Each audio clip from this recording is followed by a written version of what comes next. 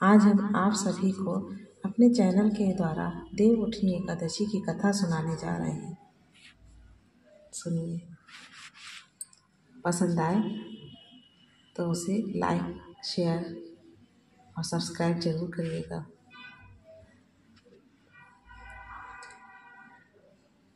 शंखासुर नामक राक्षस की ये कहानी है। शंखासुर ने तीनों लोकों में बहुत ही उत्पात मचाया हुआ था। तब सभी देवताओं के आग्रह करने पर भगवान विष्णु ने उस राक्षस से युद्ध किया और यह युद्ध कई वर्षों तक चला। युद्ध में वह असुर मारा गया और इसके बाद भगवान विष्णु विश्राम करने चले गए।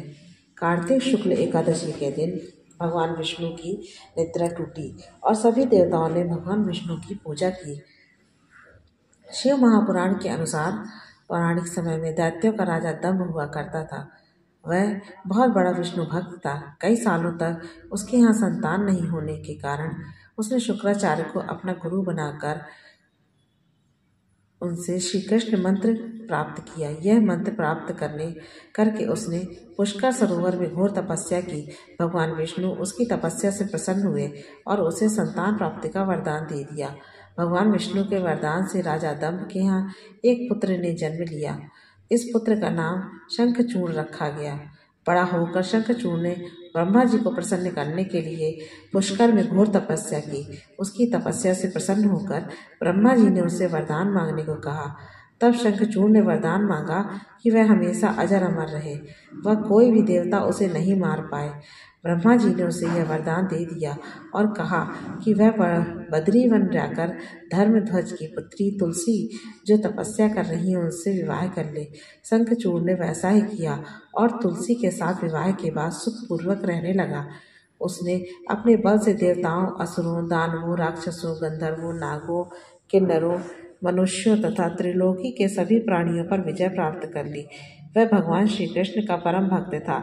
शंखचूड़ के अत्याचारों से सभी देवता परेशान होकर ब्रह्मा जी के पास गए और ब्रह्मा जी उन्हें भगवान विष्णु के पास ले गए।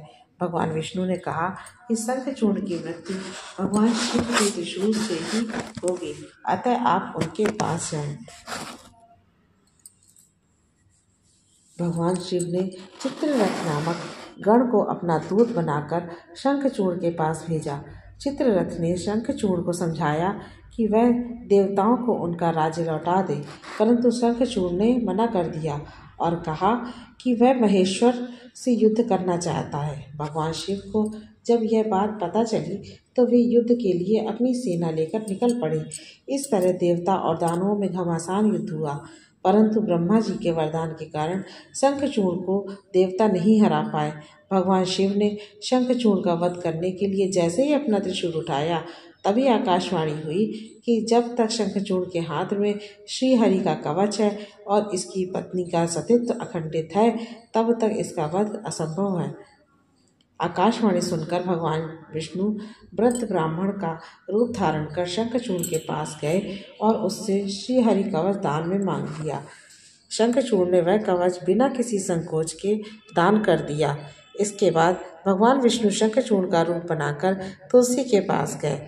शंखचूड़ रूपी भगवान विष्णु ने तुलसी के महल में द्वार पर जाकर अपनी विजय होने की सूचना दी। यह सुनकर तुलसी बहुत प्रसन्न हुई और पति रूप में आए भगवान का पूजन किया व रमण किया। ऐसा करते ही तुलसी का सतीत्व खंडित हो गया और भगवान शिव ने युद्ध में अपने त्रिशूल से शंखचूड़ का वध कर दिया। तब तुलसी को पता चला कि वे उनके पति नहीं हैं, बल्कि वे तो भगवान विष्णु हैं। क्रोध में आकर तुलसी ने कहा, आपने छलपूर्वक मेरा धन भ्रष्ट किया है और मेरे पति को मार डाला, अतः मैं आपको श्राप देती हूँ कि आप पाषाण होकर धरती पर रहें। तब भगवान विष्णु ने कहा, देवी, तुम मेरे लिए भारतवर्ष में रहकर बहुत दिनों तक तपस्या कर चुकी हो। तुम्हारा यह शरीर नदी रूप में बदलकर गंडकी नामक नदी के रूप में प्रसिद्ध होगा। तुम पुष्पों में श्रेष्ठ तुलसी का वृक्ष बन जाओगी और सदा मेरे साथ रहोगी। तुम्हारे श्राप को सत्य करने के लिए मैं पाषाण यानी कि शालिग्राम बनकर रहूँगा। गंडकी नदी के तट पर मेरा वास होगा। देव प्रबोधिनी एकादशी के दिन भगवान शालिग्राम व तुलसी का विवाह संपन्न कर मांगलिक कार्यों का प्रारंभ किया जाता है। हिंदू धर्म मान्यता के अनुसार इस दिन तुलसी शालिग्राम विवाह करने से अपार पुण्य प्राप्त होता है।